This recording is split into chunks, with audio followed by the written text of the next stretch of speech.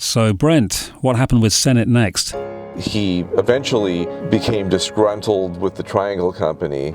He relinquished the name Keystone and began calling himself Mack Sennett Comedies in 1917.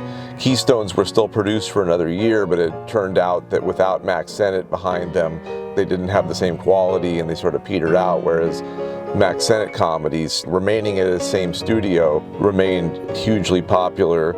And at that point, he had Gloria Swanson and Bobby Vernon doing some less slapsticky situation comedies for Keystone. Gloria Swanson made one film in Sennett's new Paramount releases.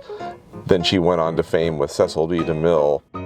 And this is a rare fragment from that surviving Paramount film that Gloria made. This is The Pullman Bride with Mack Swain from November 1917. The sad thing is that out of the 78 Paramount Sennetts, only about a dozen survive complete, which is a tragedy because this is such a rich period. And a lot of his other comedians, Charlie Murray,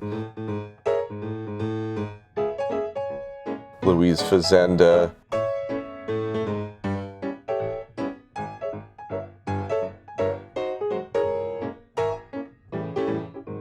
Mack Swain,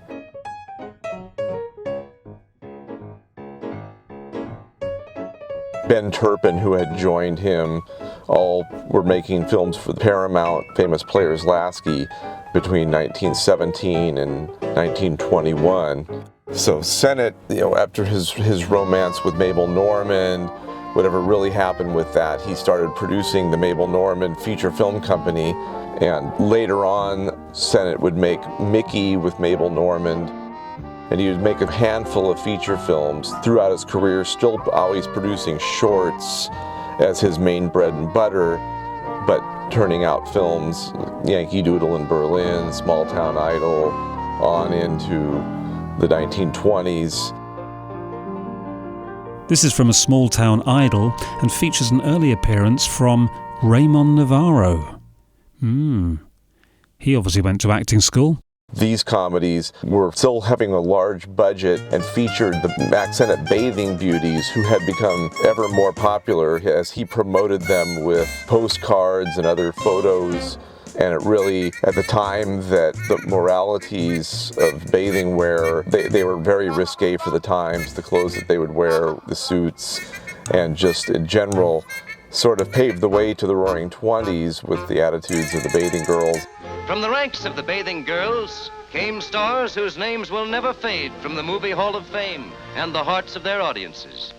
Mabel Normand, Louise Fazenda, Phyllis Haver, Marie Prevost, Harriet Hammond, and here, believe it or not, is America's first glamour girl and one of the loveliest, Gloria Swanson.